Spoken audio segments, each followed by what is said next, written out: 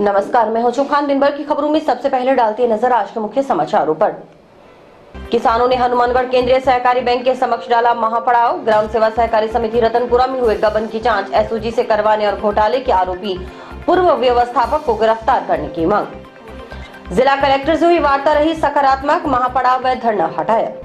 हत्या करने के दोषी भतीजे को आजीवन कारावास। वर्ष 2019 में टाउन की मीरा कॉलोनी में दिया था वारदात को अंजाम। भाजपा नेता बोले, लोगों की भावनाओं की लाशों पर जश्न मना रही है प्रदेश सरकार। अब खबरें विस्तार से। ग्राम सेवा सहकारी समिति रतनपुरा में हुए गबन की जांच, एसओजी से करवाने और घोटाले के आरोपी पूर्व व्यवस्थापक को गिरफ्तार करने की मांग को लेकर हनुमानगढ़ केंद्रीय सहकारी बैंक के समक्ष चल रहा बेमियादी धरना शुक्रवार को महापड़ाव में तब्दील हो गया। पूर्व घोषणा अनुसार शुक्रवार को डाले गए महापड़ाव में काफी संख्या में किसान शामिल हुए। इस दौरान हुई सभा को संग्रीय विधायक गुरदीप सिंह शाहपिनी, भाजपा जिला अध्यक्ष बलवीर बिश्नोई, भाजपा जिला उपाध्यक्ष गुलाब सिंवर, एनएसयूआई के पूर्व प्रदेश अध्यक्ष अभिमन्यु पूनिया सहित कई वक्ताओं ने संबोधित किया।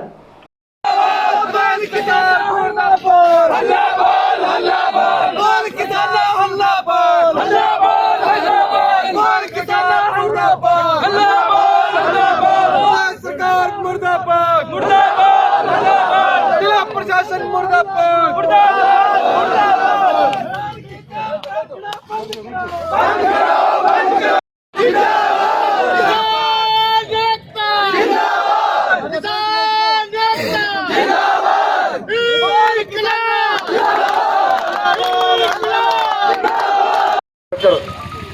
किसानों ने, मजदूरों ने मजदूरी कर अपना जो पैसा जमा करवाया इकट्ठा किया, धीरे करके किसी बच्चे की शादी करनी है, किसी कोई और कारोबार करना है, एक विश्वास जताकर सोसाइटी के अंदर पैसे जमा करवाए और एक बहुत बड़ा घोटाला हुआ।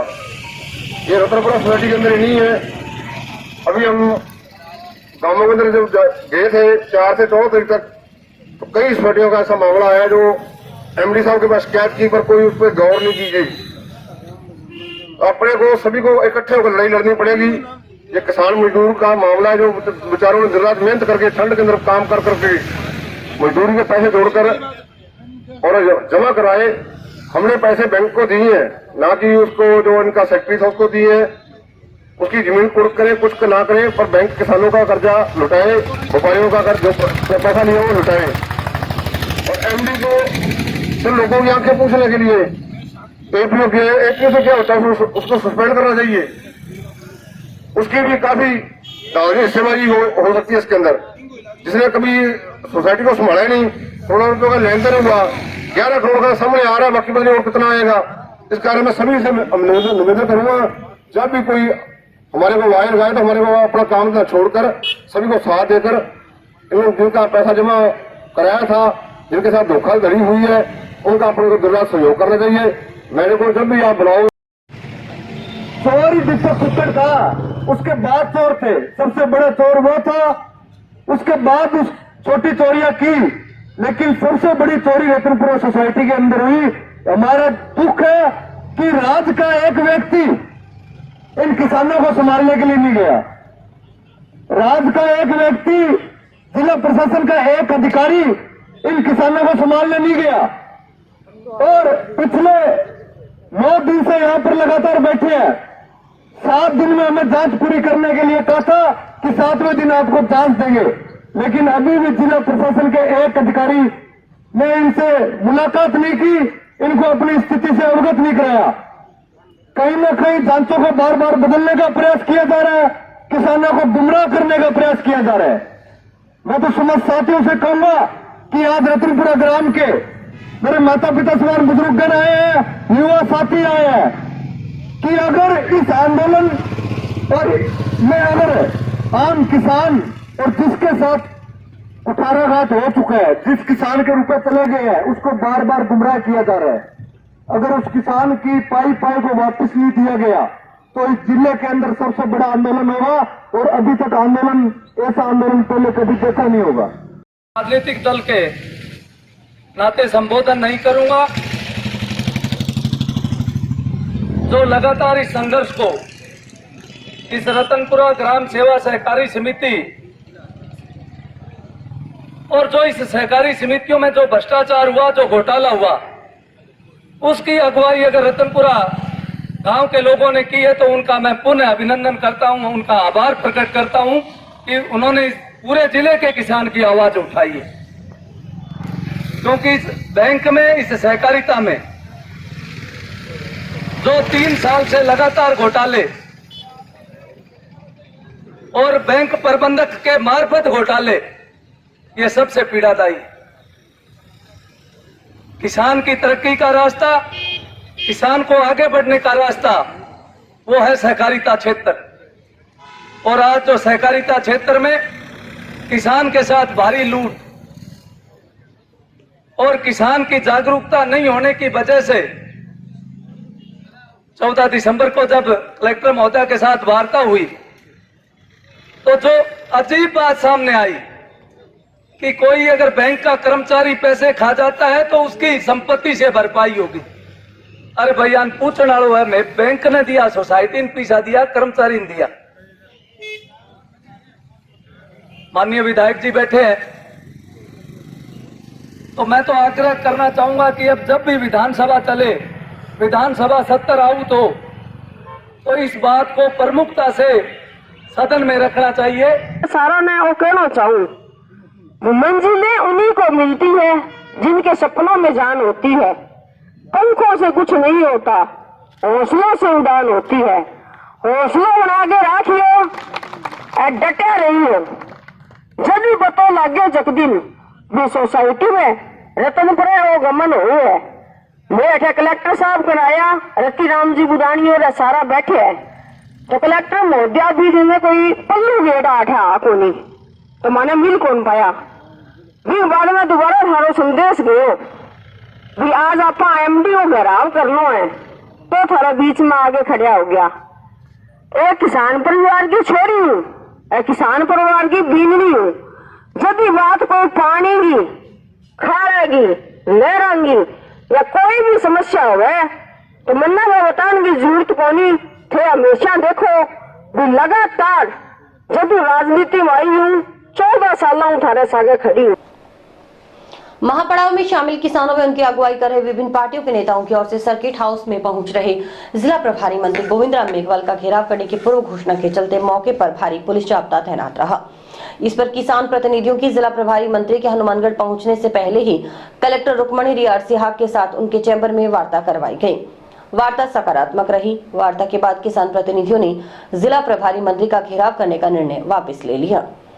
लाग रही नौकरी बहुत रुपया खा दो, 10 करोड़ जमीन है, 2 बीघा वसूली करोगा क्या भाई? भरोसा तो बैंक पर करो है, कर्मचारी पर थोड़ा। बैंक 2-3 बात है, बैंक वीजा दे दियो लड़ाई। कलेक्टर वाली बात तो कलेक्टर को करा पहली, बाकी फिर सरकार वाली सरकार। आज का जो आपने इसमें लिया था, उसी के आधार पर 14 दिसंबर को जो बात थी उसमें और आज उस बात को 9 दिन में, तो हम जो उस दिन मांग लेकर आए थे वही था कि पहला जो मांग ये है कि जो पैसा है वो पैसा किसी भी तरीके से आए, वो उसमें कुछ अभी तक कुछ हमें देखने को नहीं मिला है। दूसरा, उस दिन आपने उच्च स्तरीय जांच की बात कही थी जो कि शुरू हो गई थी, नो डाउट। उसमें पॉइंट इज की आज उनका रिजल्ट आने का था, जो वो फाइनल सबमिट करने की बात थी, और अभी जो है वो जांच अधिकारी चेंज हो गए।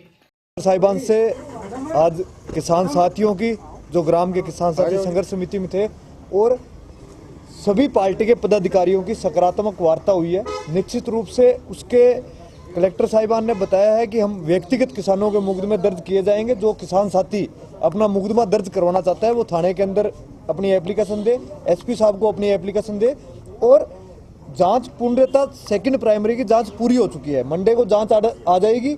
उस जांच के अलावा उच्च अधिकारियों से भी इस प्रकरण की जांच करवाई जाएगी, और जमीन कुर्क कर ली गई है, पूरे परिवार की कुर्क कर ली गई है, और जल्द से जल्द नीलामी प्रकरण की प्रक्रिया की जाएगी। इन्होंने 20 दिन का समय दिया है कि 20 से 25 दिन के अंदर हम किसानों के उसकी जमीन से नीलामी करके इनके अलग से मुकदमे दर्ज करेंगे और सभी जिले की सोसाइटियों की ऑडिट करवाएंगे। निश्चित रूप से सहकारिता विभाग में सबसे बड़ा घोटाला राजस्थान में हुआ है, और प्रशासन के अधिकारियों ने हमें कहा है कि पूर्ण रूप से हम किसान साथियों के साथ है। ये 570 परिवारों का एक ग्राम का मामला है, और कलेक्टर साहिबान जिला के प्रशासन तमाम इस संघर्ष समिति के साथ हैं और उनको पूर्ण रूपतः आगे भी उनकी लगातार मदद करेंगे। अगर नहीं करेंगे तो ये सभी पार्टियों ने जिस प्रकार से पिछले 1 महीने में धरना दिया, प्रदर्शन किए, अगली बार हम राज्य के मुख्यमंत्री और मंत्री को घेरने का काम भी किसान पीछे नहीं हटेगा। लेकिन आज की वार्ता से हमें अच्छा लगा। धरना रतनपुरा ग्राम में जारी रहेगा, यहाँ से उठाने का काम करेंगे क्योंकि नया एमडी आया है और अगर दोबारा नहीं होता है 1 महीने के अंदर, 1.5 महीने के अंदर किसानों की नहीं सुनवाई होती है तो निश्चित रूप से टेंट हमारे पास है, दरी हमारे पास है, कलेक्टर साहिबान के आगे बैठ सकते हैं। मांग जो थी भी एक तो जल्द से जल्द पैसा दिलवा जाए किसानों का, उसमें कलेक्टर साहब ने हमें पूरा आश्वस्त किया है कि जितना हमने रतनपुरा गांव में तुरंत कार्रवाई करते हुए जो कुर्की वगैरह की कार्रवाई की है, इतनी जल्दी पहले कहीं नहीं हुई। उन्होंने सकारात्मक आश्वासन दिलाया है कि कानूनी प्रक्रिया को पूर्ण करते हुए जल्द से जल्द किसानों को राहत देने का काम करेंगे। एक जांच अधिकारी बदलने की बात कहीं न कहीं हमें पता चली तो उसमें कलेक्टर साहब ने कहा कि पूर्व के जांच अधिकारी को बदला नहीं गया है, वो अपनी जांच पूरी करेगा। उनके साथ एक और सीनियर अधिकारी को लगाया गया है ताकि कहीं भी कोई कलू ना बचे, ताकि जो दोषी है उनको कहीं न कहीं बचाव का रास्ता मिल जाए। उस तरह से गला रेंदकर चाचा की हत्या करने वाले भतीजे को अपर जिला एवं सेशन न्यायाधीश संख्या 1 पलविंदर सिंह ने शुक्रवार को दोषी करार दिया। न्यायाधीश पलविंदर सिंह ने दोषी युवक बिंटू उर्फ बिंटिया निवासी मीरा कॉलोनी टाउन को आजीवन कारावास और 5,000 रुपए जुर्माने की सजा सुनाई। राज्य की ओर से अपर लोक अभियोजक रिचपाल सिंह चहल ने पैरवी की। प्रकरण के अनुसार मुकेश कुमार पुत्र गोमीराम धानक निवासी मीरा कॉलोनी टाउन ने 3 सितंबर 2019 को टाउन पुलिस थाना में मुकदमा दर्ज करवाया था कि बिंटू उर्फ बिंटिया उसका बड़ा भाई है जो शादीशुदा है। बिंटू उर्फ बिंटिया की पत्नी तकरीबन 1 साल पहले छोड़कर अपने पीहर चली गई। 2 सितंबर 2019 को उसका चाचा सुभाष निवासी गांव ढालिया उसने मिलने के लिए मीरा कॉलोनी स्थित घर आया हुआ था। रात्रि को खाना खाने के बाद उसका भाई बिंटू उर्फ बिंटिया व चाचा सुभाष दोनों मकान की छत पर सो गए। वह रात्रि को मजदूरी कर देरी से घर आया। उस समय उसके चाचा सुभाष और भाई बिंटू उर्फ बिंटिया छत पर सो रहे थे। वह भी खाना खाकर घर के आंगन में सो गया। 3 सितंबर 2019 को अलसुबह करीबन 5 बजे छत पर चिल्लाने की आवाज दी तो वह छत पर गया। उसने देखा कि उसका भाई बिंटू उसके चाचा सुभाष के चाकू जैसे हथियार से गले व सिर पर वार कर रहा था। उसे देखकर बिंटू उर्फ बिंटिया छत से नीचे उतरकर बाहर की गली में भाग गया। उसने शोर मचाया। उन्होंने चारपाई पर पड़े चाचा सुभाष को संभाला तो उनकी मौके पर ही मौत हो चुकी थी। पुलिस ने आईपीसी की धारा 302 के तहत मुकदमा दर्ज कर जांच शुरू की। आरोपी के खिलाफ चालान पेश किया गया। कोर्ट में मामले की सुनवाई के दौरान अभियोजन पक्ष ने 20 गवाह पेश किए तथा 45 दस्तावेज प्रदर्शित करवाए। सुनवाई के बाद न्यायालय अपर जिला एवं सेशन संख्या 1 के न्यायाधीश पलविंदर सिंह कोर्ट ने शुक्रवार को आरोपी बिंटू उर्फ बिंटिया को आईपीसी की धारा 302 में आजीवन कारावास व 5,000 रुपए जुर्माने की सजा सुनाई। जुर्माना अदा न करने पर 1 माह का साधारण कारावास भुगतना होगा। घटना दिनांक 20/2/2019 की है। सुभाष पुत्र गोपीराम ने एक प्रार्थना पत्र दिया था कि उसके चाचा सुभाष की उसके भाई बिंटू उर्फ गोड़ी वाले ने गला रेत के हत्या कर दी है, जिस पर टाउन पुलिस थाना ने 417/2019 में FIR दर्ज की और अभियोजन की ओर से कुल 20 गवाह परीक्षित करवाए गए और 45 दस्तावेज न्यायालय में प्रदर्शित करवाए गए। आज न्यायालय ने मुलजिम बिंटू उर्फ घोड़ीवाला को धारा 302 भारतीय दंड संहिता में दोषी मानकर आजीवन कारावास और 5,000 रुपये जुर्माना के अर्थदंड से दंडित किया है। जुर्माना अदा न करने पर 1 माह का साधारण कारावास की सजा भुगतनी पड़ेगी। भारतीय जनता पार्टी नेताओं ने प्रदेश की कांग्रेस सरकार की 4 साल का कार्यकाल को पूरी तरह से फेल बताया है। भाजपा जिलाध्यक्ष बलवीर बिश्नोई ने कहा कि कांग्रेस सरकार के 4 साल के कार्यकाल में प्रदेश में जंगल राज और भ्रष्टाचार का बोलबाला रहा है। सरकार ने हर वर्ग को प्रताड़ित करने का काम किया। झूठ बोलकर व धोखा देकर कांग्रेस नेताओं ने सत्ता तो हासिल कर ली, लेकिन एक भी वादा पूरा नहीं किया। वहीं भाजपा युवा नेता अमित साहू ने भी कहा कि प्रदेश में अराजकता और भय का माहौल है। प्रदेश में 4 साल में झूठ का शासन चला, इसमें कोई दो राय नहीं। प्रदेश सरकार लोगों की भावनाओं की लाशों पर जश्न मना रही है। सबसे पहले कांग्रेस के नेताओं ने 10 दिनों में कर्जा माफी की झूठी घोषणा कर किसानों के साथ मजाक किया और वोट ले लिए। इस 4 साल में इस प्रदेश को इन्होंने जंगल राज, भ्रष्टाचार और हर वर्ग को प्रताड़ित करने का काम किया। झूठ बोलकर, धोखा देकर इन्होंने सत्ता तो हासिल कर ली, लेकिन वायदा एक भी पूरा नहीं किया। आज प्रदेश में, पूरे देश में अगर अपराध सबसे ज़्यादा है तो वो राजस्थान में, भ्रष्टाचार में है तो 1 नंबर पर, महिलाओं पर अत्याचार की बात करें तो 1 नंबर, और जिले की बात करें तो आज किस तरह किसान इनके जश्न के आगे धरना लगाए बैठे हैं। इससे ये साबित है कि ये सरकार हर मोर्चे पर विफल है। कांग्रेस 4 साल अपनी सरकार के पूरे करने पे जश्न मनाने का सोच रही है। निश्चित तौर पे भय, भ्रष्टाचार, अराजकता, दलित पे अन्याय और झूठ का शासन 4 साल चला है, इसमें कोई दो राय नहीं। जश्न लोगों की भावनाओं की लाशों पे ये बना रहे हैं। सबसे पहले तो इन्होंने किसानों के साथ गंदा मजाक करके, झूठ बोल के 10 दिन में संपूर्ण कर्जा माफी का नाम लेके इन्होंने वोट लिए। युवाओं से इन्होंने 3500 रुपये बेरोजगारी भत्ता देने के नाम पे वोट लिए। समय समय पे जो पेपर लीक की घटनाएं हो रही हैं, युवाओं के भविष्य के साथ खिलवाड़ हो रहा है, उनके माता पिता परिजनों के साथ जो खिलवाड़ हो रहा है, उनकी गाड़ी कमाई अपने बच्चों की तैयारी में जा रही है, वेस्ट हो रही है। और जब पेपर हो जाते हैं दूसरे दिन पेपर लीक का शब्द, इस भय से लगातार ये 4 साल कांग्रेस के गुजरे हैं। किसानों ने आत्महत्याएं की है, दलितों पे और महिलाओं पे अत्याचार बढ़े हैं, बलात्कार की घटनाएं निरंतर बढ़ी हैं। अभी हमारे सूरत लालगढ़ के पास, लालगढ़ गांव में भी एक दलित बच्ची के साथ एक व्यक्ति ने दुष्कर्म किया।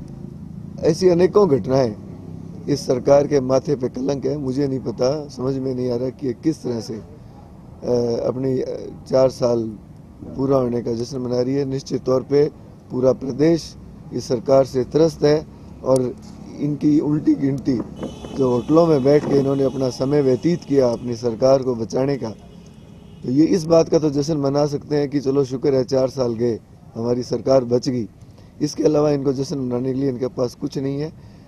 बिल्कुल 100% फेल सरकार रही है। ग्राम पंचायत दोखीअंजे में ITI बस्ती के पास सड़क व नाली निर्माण की मांग को लेकर ग्रामीणों ने शुक्रवार को राष्ट्रीय युवक परिषद के बैनर तले जिला परिषद के मुख्य कार्यकारी अधिकारी के नाम अतिरिक्त मुख्य कार्यकारी अधिकारी को ज्ञापन दिया। उधर ACEO सुनील अरोड़ा के अनुसार विकास अधिकारी से रिपोर्ट ली जाएगी। अगर ग्रामीणों की ओर से बताई गई जगह ग्राम पंचायत के अधीन आती है तो सड़क व नाली का निर्माण करवाया जाएगा।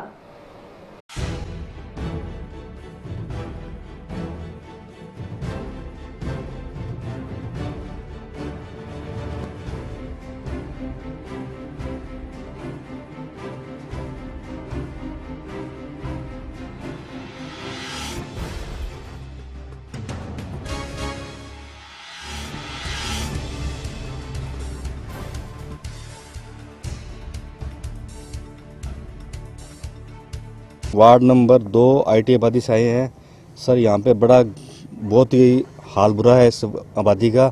हम ये चाहते हैं कि इससे नाली है, रोड है, लाइटें वगैरह, कुछ विकास हो यहाँ पे, लेकिन यहाँ पे कुछ विकास नहीं है।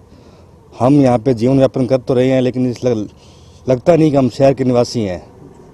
तो आपसे यही है, आशा है करते हैं हम कि हमारी न्यूज़ को आगे आप भेजें और यहाँ कोई विकास करवाएं। क्या कम से कम 15-20 साल हो गए देखते को, इसमें कुछ विकास नहीं हुआ। ना तो इसमें कुछ हाल है, खड्डे पड़े हुए हैं, रोड का विकास नहीं है और बहुत बुरा हाल है। जीवनी देवी सरपंच है, लेकिन उसका लड़का काम संभालता है, लेकिन कोई हमें आशा नहीं कि वो काम कर पाएंगे।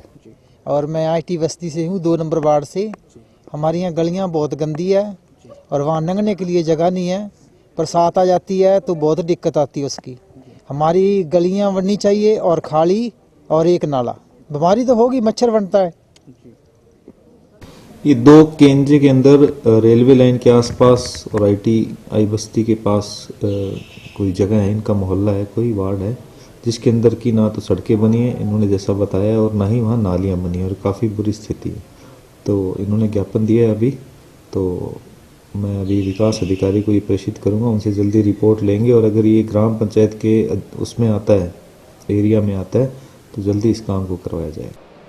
जंक्शन स्थित लिटिल फ्लावर कॉन्वेंट स्कूल में शुक्रवार को नववर्ष और क्रिसमस डे उपलक्ष्य में सांस्कृतिक कार्यक्रम का आयोजन किया गया। कार्यक्रम में मुख्य अतिथि के रूप में कलेक्टर रुक्मणी रियार सिहाग ने शिरकत की।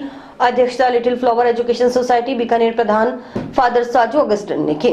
कार्यक्रम के दौरान स्कूल के छात्र छात्राओं ने सांस्कृतिक प्रस्तुतियां दी।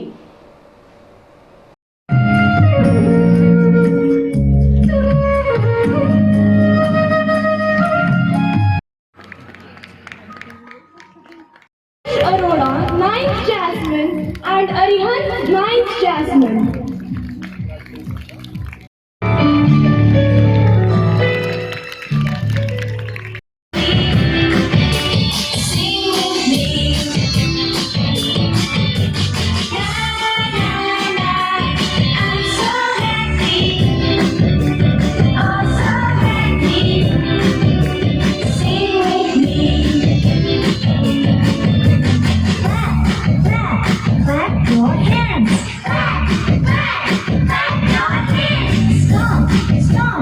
Stomp your feet. Stomp, stomp, stomp your feet. Swing, swing, swing your arms. Swing, swing, swing your arms. I love to play, play, play. I have many friends. Tell me hey, hey, hey. Give me your hand. Better jump, jump, jump, down and up. We can do what we want, and we never, never stop.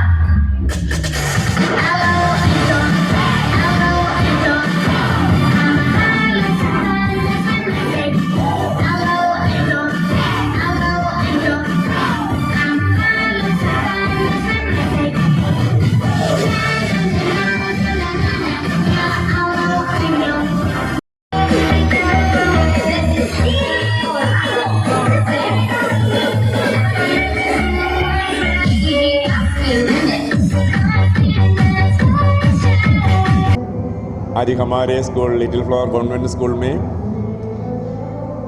ये Covid के बाद एक बड़ा programme, एक बड़ा function यानी Christmas celebration मना रहे हैं, और बच्चे बड़े शानदार से, बड़ी धूमधाम से भाग ले रहे। बड़ी शांति का ये अवसर पर मैं आप सबको, ये विशेष करके हनुमानगढ़ के सभी निवासियों को नए साल के और क्रिसमस के शांति का, प्यार का और भाईचारे का संदेश देना भी चाहता हूँ। क्रिसमस डे इसलिए खास है क्योंकि 25 दिसंबर को प्रभु यीशु का जन्म हुआ है बेथलेहम में। पूरा दुनिया में हम इस दिन मनाते हैं, विशेष करके ईसाई लोग, लेकिन सारे लोग भाग लेते हैं क्योंकि प्रभु यीशु सबके लिए जन्म हुआ है। सब लोग मिलके गाते हैं, नाचते हैं, प्रार्थना करते हैं, विश करते हैं और शांति का और प्यार का संदेश फैलाते हैं। और अभी वक्त है एक ब्रेक का।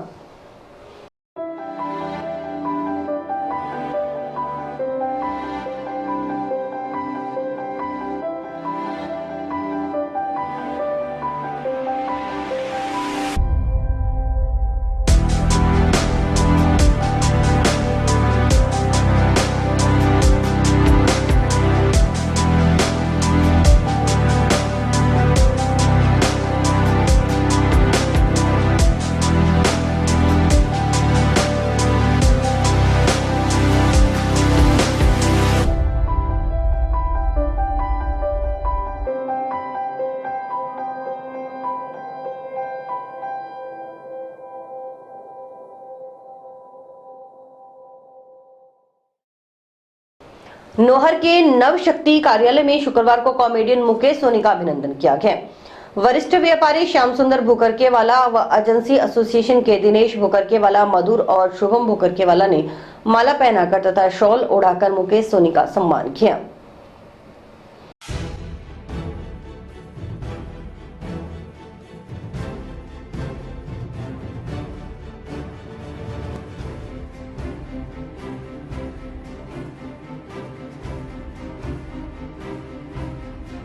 सोनी आज नौरगा मैं आया, बहुत ही अच्छो लाग्यो। और नौरगा भाई बंधु भी है तो मेरो जन्मभूमि है, तो ज्यादा मन प्रो को भी कौन लाग्यो कि भी मैं कोई नई जगह आयो हो रहे हूँ।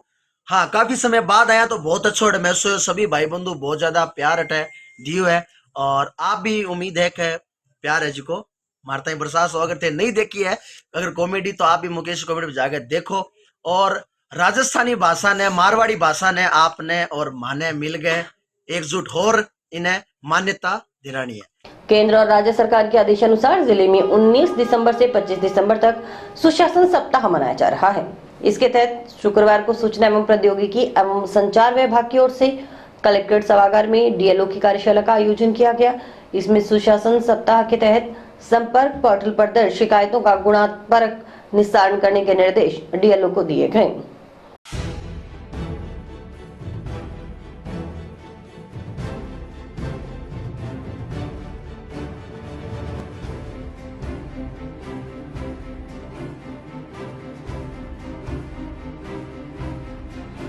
अभी सेंट्रल गवर्नमेंट और स्टेट गवर्नमेंट के आदेशानुसार 19 से 25 तारीख तक सुशासन सप्ताह सेलिब्रेट किया जा रहा है। उसी के संदर्भ में आज एक कार्यशाला का आयोजन किया गया था, जिसमें डिस्ट्रिक्ट के जो भी इनिशिएटिव लिए गए हैं, जो भी सक्सेस स्टोरीज हैं, उसके बारे में आज सारे डीएलओज को अवगत करवाया गया। इसमें सुशासन सप्ताह में जो संपर्क पोर्टल पे जो शिकायतें हैं, उनका पहले तो उनका सभी का निस्तारण किया जाए, क्वालिटेटिव निस्तारण हो, ताकि लोगों को फ़ायदा मिल सके। संपर्क पोर्टल में उनके कुछ जेन्युइन शिकायत है, उसका समाधान हो सके। पहला तो ये एजेंडा रहेगा। दूसरा, इसमें लोक सेवा गारंटी अधिनियम की जो शिकायतें लंबित पड़ी हैं या कोई और जो सुनवाई से बाकी प्रकरण है, उसके लिए उपखंड स्तर पर कैंप लगाए जा रहे हैं। उन कैंपों में उनका भी निस्तारण किया जाएगा।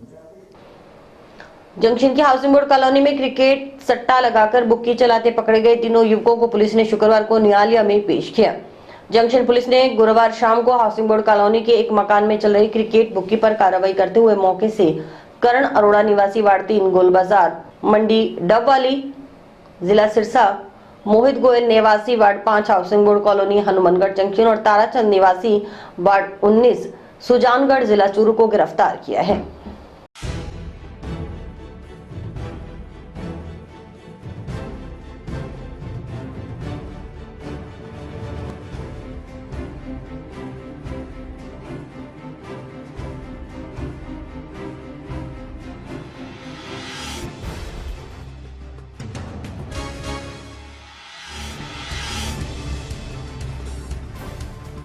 सूचना मिली थी कि गंगानगर फाटक के पास कॉलोनी में कोई बुकी चल रही है, जिस पर मांगूराम सब इंस्पेक्टर द्वारा त्वरित कार्रवाई करते हुए श्रीमान एसपी साहब से घर की सर्च का वारंट लिया जाकर के वहाँ जाकर के तलाशी ली।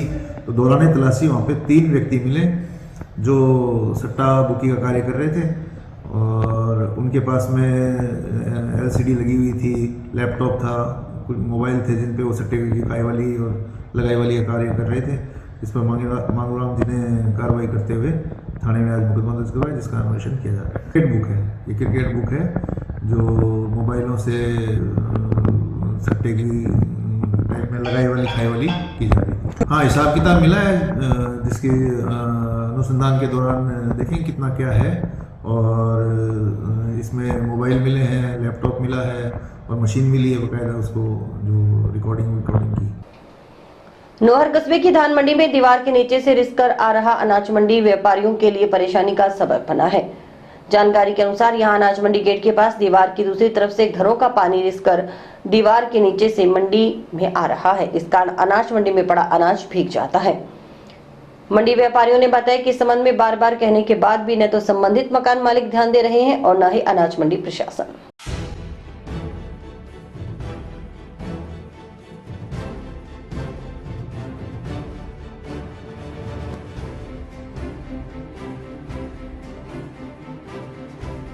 माल रह जाता है, माल सारा भीग जाता है। व्यापारी हमसे है ना, उसके दोबारा माल हमें भरपाई करनी पड़ती है। काफ़ी बार अवगत करवा दिया, नगर पालिका में एप्लीकेशन दे दी है, कोई इसकी सुनवाई नहीं हो रही। पानी आ रहा है, पानी की समस्या हमारे मेन बात है। व्यक्तिगत जो घर का पानी है इनके, वो मतलब क्या है कि इनके खुद की तो निकासी है नहीं, ये अपनी व्यक्तिगत मतलब है, दो बंदे यहाँ पे, दो घर है आपस में, वो अपने एक दूसरे की रंजिश की वजह से ये सिस्टम चला रहे हैं। हमने लिखित में भी मंडी प्रशासन को बार बार अवगत कराया, 3-4 साल से करवा रहे हैं, उसके बाद भी मंडी प्रशासन इस पे कोई एक्शन नहीं ले रहा है। तो टंकी का पानी है घर का, वो दीवार के नीचे से आ रहा है। आगे क्या है कि नाली पूरी तरह इन्होंने बंद कर रखी है, मेन जो नाली है इसको इसने बंद कर रखा है, उस वजह से ये पानी दीवार के नीचे से आ रहा है। ये जितने भी दुकानदार है, जिन जमींदारों का माल आ रहा है, वो सब माल भीग रहा है, बहुत बड़ा नुकसान हो रहा है। इस पे कोई प्रशासन नहीं। और इसी के साथ समाचार समाप्त हुए। रोजाना देखते रहिए समाचार। नमस्कार।